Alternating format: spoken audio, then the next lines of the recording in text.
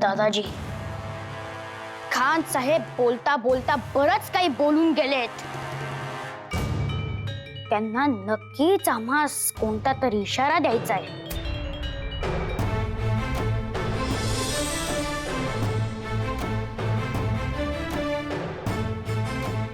आपण हे जाणतच असाल.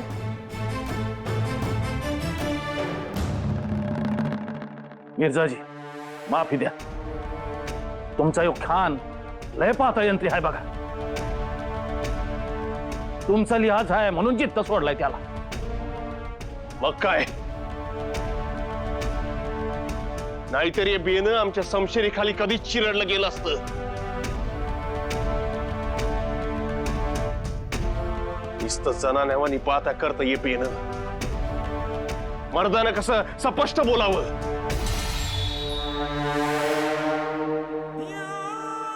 कुंवर जी, आप खान साहब पर ध्यान ना दे. उनकी फितरत ही कुछ ऐसी है. बादशाह सलामत ने आपको उनकी बराबरी का रुतबा जो दिया है, उससे शायद बौखला गए. इसीलिए आपके सामने आते ही उटपटांग बातें करते हैं. वो सब तो ठीक आहे दादाजी. आपण एवढी चर्चा केली, परंतु आमच्या परतीच्या मार्गाबद्दल काहीच चर्चा नाही झाली. आम्ही आग्र्यास किती दिवस राहणार आणि नक्की केव्हा दख्खनेकडे कूच करणार याच्यावरही काहीच चर्चा नहीं झाली. कुंवर जी, बादशाह सलामत की तख्त पोशी की और उनकी 50वीं सालगिरह का जश्न हो जाए, शिवाजी राजा और आला हजरत की मुलाकात हो जाए, बस उसके बाद आप आगरा से दक्कन के लिए निकल सकते हैं. लेकिन कुंवर जी, हमने आपका वहां से निकलने का दिन मुकर्रर नहीं किया, क्योंकि अपनी सभ्यता के अनुसार, अपने रीति रिवाज के अनुसार आना कब है, इसका फैसला तो मेहमान यानी आप ले सकते हैं. लेकिन आपको वहां से रुखसत कब कराना है, इसका फैसला तो आपकी मेहमान नवाजी करने वाले मेजबान वही ले सकते हैं. आपकी वापसी का फैसला सिर्फ और सिर्फ आला हजरत ले सकते हैं. वाह दादाजी, यात बादशाहची आणि तुमची काहीतरी चाल आहे. न कळणा इतपत आम्ही नादान हरगिज नाही.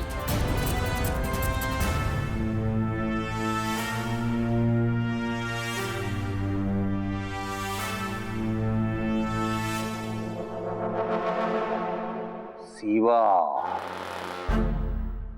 अब तेरी खैर नहीं. तू बस इस दख्खन मुल्क से बाहर तो निकल. आगे के सारे इंतजामात हो चुके हैं.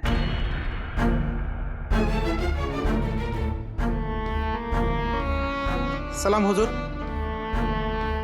हमें याद फरमाया.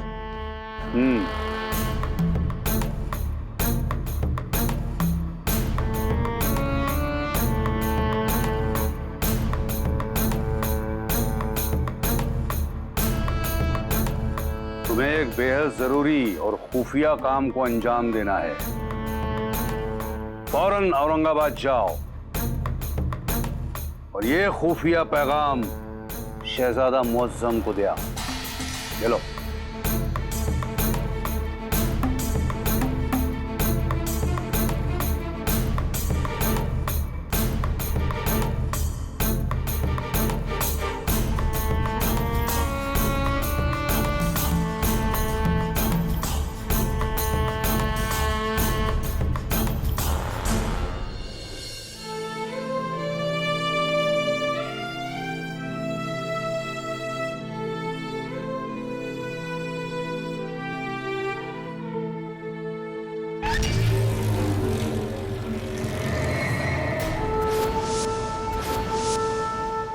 येतोच राव.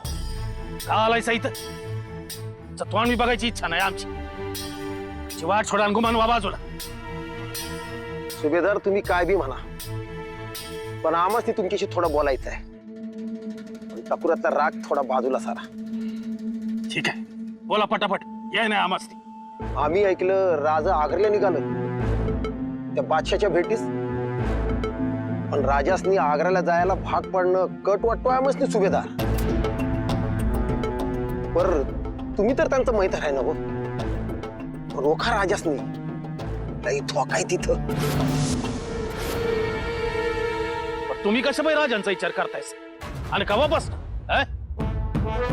स्वराज्य सोडून राजांचं मन दुखून तुम्ही गेलायस ना? तेव्हा आता राजांचा जास्त विचार करू नका.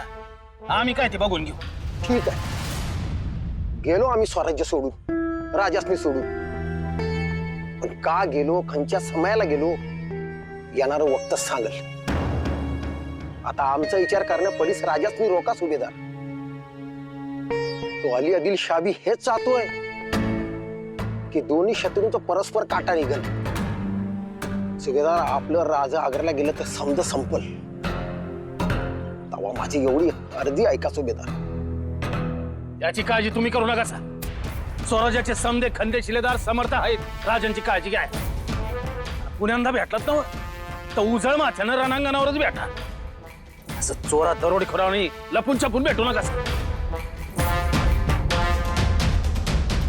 सुभेदार आम्हासनी काय बोलायचे ते बोला, पण माझ्या महादेवाला त्या शिवाला समजा काही ठाव आहे. तुम्ही आम्हासनी काय बोलायचे ते बोलला, पण ह्या सह्याद्रीच्या महादेवाला माझ्या राजाला वाचवा. काय बी करा पण राजांचं मन वळवा सुभेदार.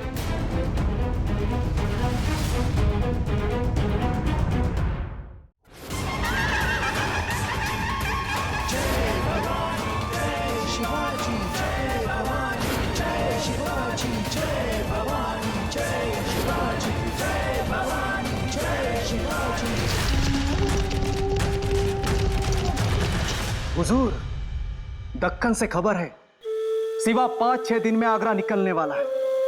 राजगढ़, पुना, अहमदनगर होकर वह औरंगाबाद की सरहद में दाखिल होगा. वाह, बहुत खूब, बहुत खूब, बहुत खूब. हम निहायत खुश हुए. सिवा की मौत अब करीब आ रही है. मौत और सिवा में अब सिर्फ 5-6 दिन का फासला है. शहजादे का रुतबा चाहिए तुम्हें सिवा.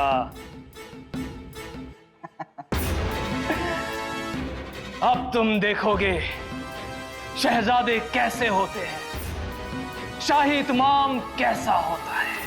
हुजूर, उस सिवा की मौत उस काफर को यहां औरंगाबाद तक खींच ले आएगी. गार्दियों ने पुख्ता इंतजाम किया है सिवा की मौत का. अल्हम्दुलिल्लाह, एक बार सिवा यहां आ गया तो फिर उसके यहां से जाने के सारे रास्ते बंद करवा देंगे. उस काफर के लिए हमने ऐसा इंतजाम किया है, ऐसा जाल बिछाया है कि वो उसमें फंस जाएगा. फिर लाख कोशिश करने के बावजूद भी छूट नहीं पाएगा. सिवा, तुम्हें तो मरना ही होगा. तुम्हें मरना ही होगा सिवा.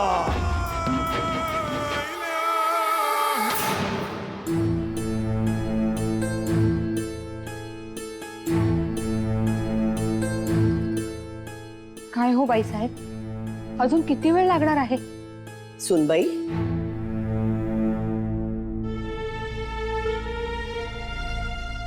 काय झालं? तुम्ही तिघी चिंतित का? भाऊसाहेब, शंभू बाळांची काळजी वाटते आहे हो. ते जेव्हापासून मिर्झा राजेंच्या छावणीत गेले तेव्हापासून जीवात जीव नाहीये रावसाहेब. हो ना, अजून आले नाहीयेत हो. ते कधी येणार आहेत? काळजी करू नका. मिर्झा त्यांच्या केसासही धक्का लावणार नाही. त्याची हिंमतच होणार नाही. शंभू राजे स्वतः सिंहाचे छावे आहेतच, परंतु त्यांच्या बरोबर गेलेले त्यांचे पाठीराखे शिवाच्या त्रिशूळापेक्षा कमी नाहीत. तेव्हा त्यांची काळजी करणं सोडा. ते आता मोठे झालेत. जी आऊसाहेब. आणखी एक, राजे सर्व गडांची व्यवस्था पाहून कधी परत येतील. परत आले की लगेच आग्र्यास जाण्याच्या तयारीस लागतील. नजर चुकीनं प्रवासाच्या तयारीत काही उणं राहायला नको.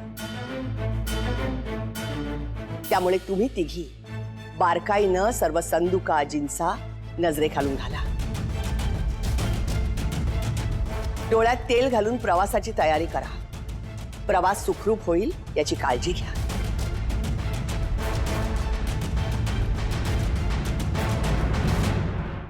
आपा हुजूर, सिवा 5-6 दिन में राजगढ़ से निकलने के तादाद में है, ऐसी नजरबाजों ने खबर लाई है. अब आपकी सोच को अंजाम देने का वक्त आ गया है.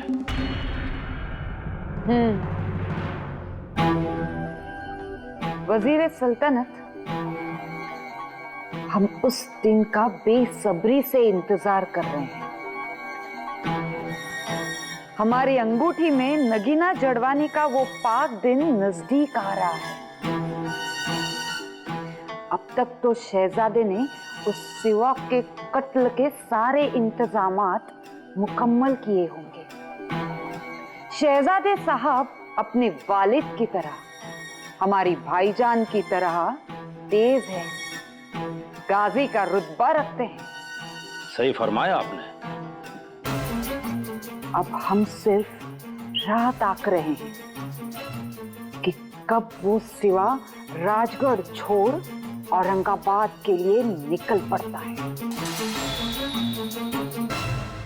आऊसाहेब शंभूबाळ मिर्झा राजांच्या छावणीत गेलेत.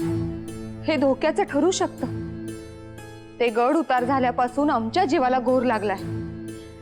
आऊसाहेब, तुम्ही त्यांना मिर्झा राजेंच्या छावणीत पाठवले तर खरं, पण आता गडावर राजे सुद्धा नाहीये.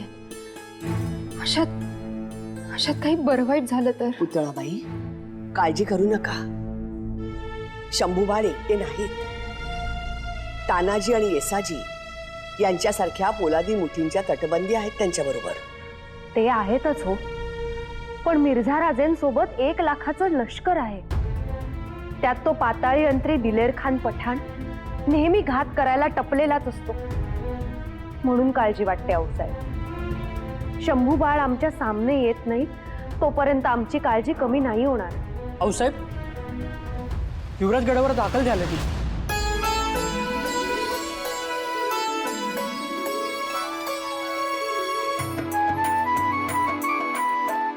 मा दरवाजा ओलांडून बारी किल्ले चढते ती.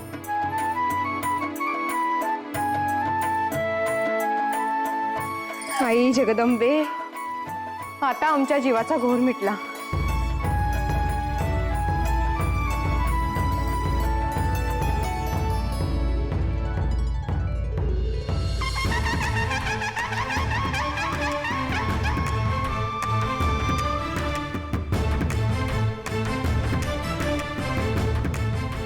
मुजरा आऊसाहेब आणि आमच्या मातोश्री, आम्ही गडावर आता सुखरूप परतलो आहोत. म्हणून सतत आमची काळजी करण्या एवढे आम्ही लहान नाही बरं. स्वराज्यासाठी जोखीम उचलण्यासाठी आम्ही सज्ज आहोत. आणि आऊसाहेब, मिर्झा राजेंच्या छावणीतली मोहीम आम्ही फत्ते करून आलो आहोत.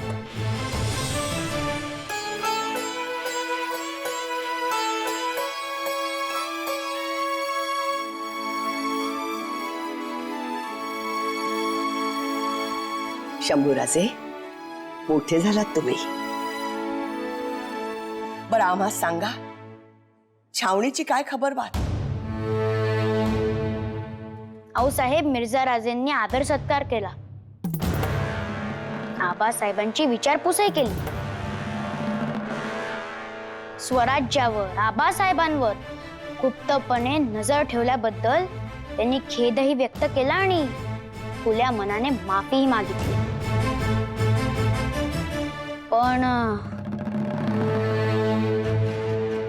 पण काय शंभूबाळ, कोण बाका प्रसंग गुजरला नाही ना? नाही, पण बाका वक्त येता येता राहिला. नेहमीप्रमाणे तो दगाबाज खान आम्हा साडवा आला. मग काय, ज्ञानातून समशेरी उसळल्यात आणि खडाजंगी झाली. मग हो शंभूबाळ, मग मातोश्री आम्ही आमच्या रांगडी मावळी बोलीने त्या दिलेर खानास सीधा केला आणि आमची माफी मागण्याची नामुष्कीची वेळ ही त्याच्यावर आली. पण आऊसाहेब, मिर्झाकडून आम्हाच एक बात खटकली. आम्ही 5-6 दिवसांनी उत्तरेस जाणार हे आम्ही त्यास सांगितले. मग आग्र्यातून परतीचा मार्ग कसा धरावा हे मिर्झास विचारल्यावर त्यांनी सांगितलं की परतीचा दिवस हा बादशाह ठरवेल.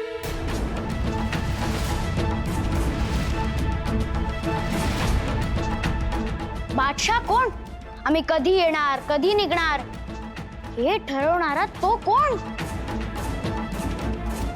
काय बादशाह ठरवणार? ज्या बादशाहनं निघण्याचा मार्ग ठरवला, प्रत्येक मुघली ठाण्यावर राजेंची शाही बडदास्त ठेवण्याचं फरमान पाठवलं. इतकंच काय, पण शाही तिजोरीतून 1 लाख होऊन देण्याचं कबूल केलं. तो परत येण्याचा दिवस ठरवत नाही म्हणजे नक्कीच काहीतरी काळबेरा आहे.